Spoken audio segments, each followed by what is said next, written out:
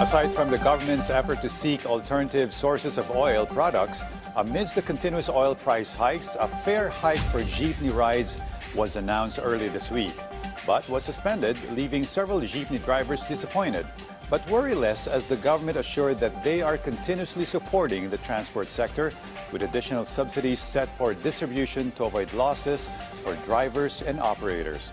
RR Tubise tells us more. Amid the worsening oil crisis due to the conflict in the Middle East, the government assures that measures are in place to maintain the country's supply of oil and food. According to President R. Marcos Jr., the government is actively seeking alternative sources of oil while extending the Philippines' oil stockpile. Yung mga stockpile ng Pilipinas na nasa ibang bansa ay pinermiso na namin na iuwi na para magamit natin para pahabain yung ating stockpile. Imbis na sabihin natin 30 days, pahabain natin ng 2-3 buwan. And that's what we are working on. The government also continues to support the transport sector by delaying fare hikes and providing additional subsidies to ensure drivers and operators do not incur losses. Dadagdagan naman natin ang tulong sa kanila para hindi naman sila malugi.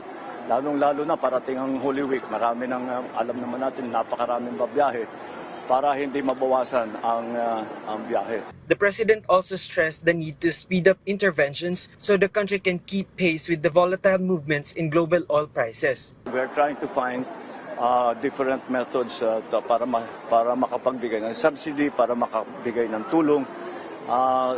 The problem is masyadong malikot ang presyo ng langis. The government is also closely monitoring the prices of basic goods, especially food. Ang binabantayan na lang natin ngayon ang presyuhan.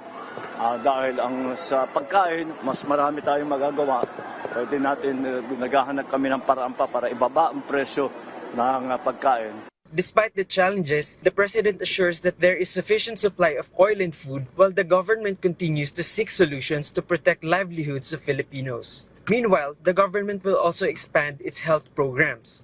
Sa lahat ng PhilHealth, kung maalala ninyo yung 60 billion na lipat sa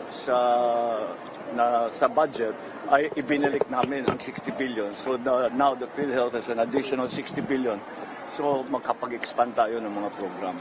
RR Tubise from the National TV Network for a New and Better Philippines.